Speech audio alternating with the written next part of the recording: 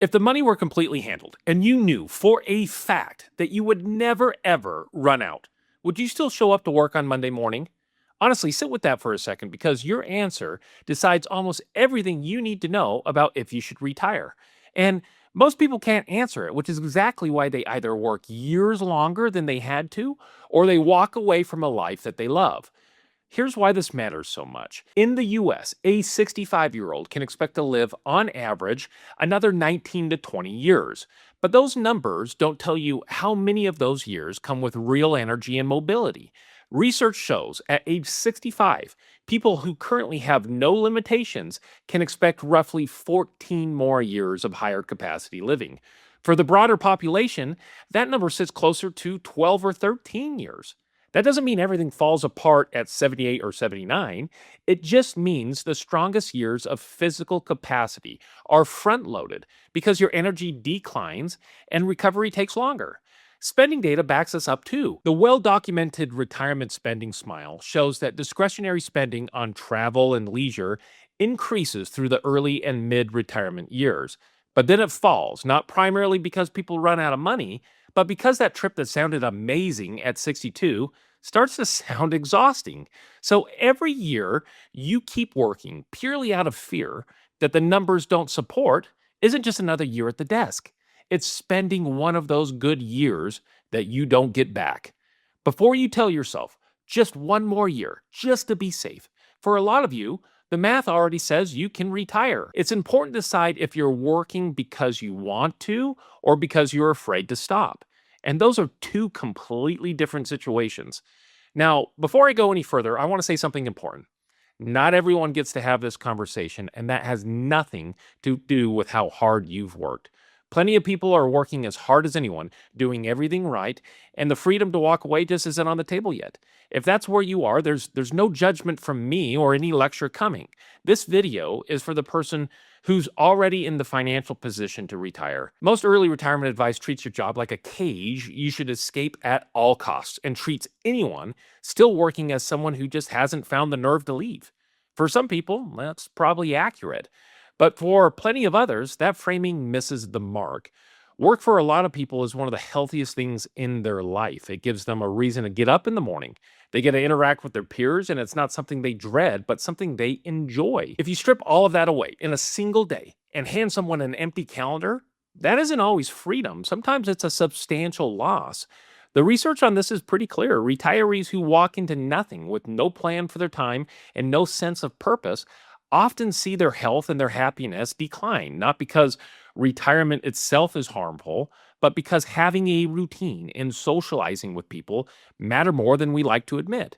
So if you love what you do, continuing to work is not a failure. It's a healthy, respectable choice, and you should never let anyone shame you out of a life that's working for you. In fact, a lot of the happiest retirees I've seen never really fully stopped. They cut back, they consulted a couple days per week. They took that part of the work that they loved and they turned it into something lighter. And they let go of the part that wore them down. But if a job can be a cage for one person and a gift for another, how do you decide which one applies to you? It comes right back to that question I opened with, the one about whether you'd still show up on Monday if the money were already handled. Your gut answer tells you almost everything you need to know. If the honest answer is yes, that you'd keep doing this even if they stop paying you, then you're not trapped at all. You're doing something you love, and the goal was never to quit. It's just to make sure you're doing it on your own terms at the pace that fits the life that you want. If the honest answer is no, and the only reason you're still working is that nagging worry that the money might not last, then something different is going on here. It's not that you love the work, it's that stopping feels unsafe. If that's where you land, I want you to know how normal this is. The people who feel this fear the strongest are almost never the ones in real danger of running out of money. They're the careful savers, the ones who have more than enough and who still can't shake that sense that walking away from work would be reckless. There's a reason for that, and it isn't a weakness. You spent your entire adult life being told to save. And you got so good at it that it stopped being a choice and turned into a reflex. So the day that finally comes that you need to move from saving to spending, Every instinct you spent decades training yourself screams that it's too soon. That instinct protected you for a very long time, but past a certain point, it flips on you and it starts charging you a price. And the price is the one thing that you can never earn back. There's even a name for this. It's called one more year syndrome. Instead of stopping, you tell yourself one more year just to be safe. Then that year passes and the market gets a little bumpy, and you say, one more year. And then one more after that. Every year feels responsible in the moment, and every one of them spends the single thing that you can never earn back. And that thing is time, the one resource you can't recover or replenish. And in retirement, not every year is worth the same. There's a well known idea in planning that splits retirement into three stages: the go go years, the slow go years, and the no go years. The go go years are that early stretch when health and energy are still strong, and you can go and do the things you spent your whole life dreaming about with the people you love while everyone's still here and still healthy. After that come the slow go years when the pace eases and the big trips give way to a quieter lifestyle closer to home. And then there's the no go years when health, not your actual choice, sets the schedule. Then there is the retirement spending smile that I mentioned earlier. Spending on travel and fun is highest earlier on, but then it falls through around the mid 70s. And then total spending often turns back up. The rise is driven mostly by healthcare and long term care costs. That's what gives the pattern its name. It's a smile shape. Discretionary spending falls as capacity declines, then overall spending climbs again as medical needs grow. Almost every retirement calculator ignores this and assumes that you'll spend the same with the same energy every single year from your early 60s to your 90s. Real life doesn't work that way. Your best years are disproportionately front loaded at the start of your retirement, and they don't wait around for you to feel ready. So here's the whole case for retiring sooner. You ultimately can't control if your health fails you. You can do everything right by exercising and taking care of yourself, but one day that could all change. If you retire in your early 60s, you get most of those higher energy years still ahead of you. If you keep working until 70, then you didn't just work an extra 8 years. You spent a large share of the good years you were saving for in the first place. Now, I can already hear the fair pushback because I'd probably be thinking the same thing is that's easy to say, but how do I know the fear is unfounded? How do I know I won't run out? And that's exactly the right question because the goal here was never to talk you into quitting on a good feeling. It's the opposite. The way you kill this fear isn't by ignoring it, it's by answering it. Retiring early comes with a handful of specific challenges. So let me give you the short list of what you truly need to solve. The first is health insurance.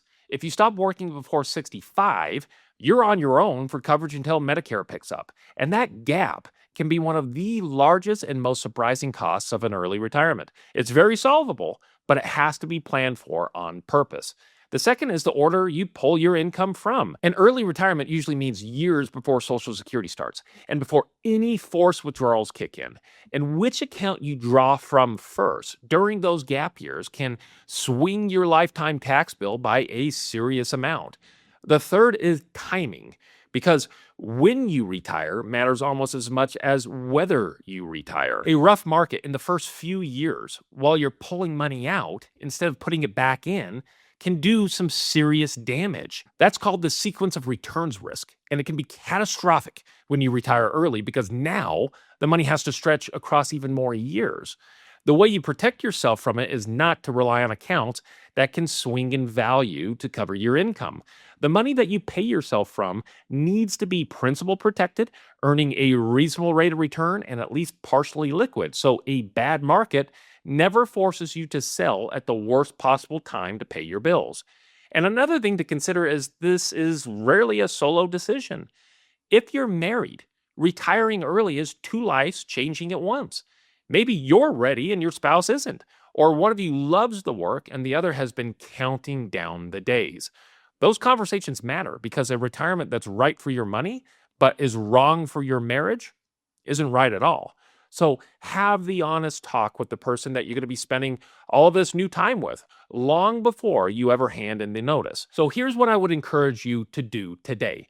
First, find out whether the money truly works, honestly, with a real plan, not a rule of thumb and a knot in your stomach. Then answer that one question from the start. If the numbers say you're free and you'd rather be anywhere other than work, then go. And don't let the fear the math already settled cost you one more of those years. But if the numbers say you're free and you'd still choose to walk back in on Monday, then keep going with a clear conscience because you were never trapped. You love what you do, and that's its own kind of wealth.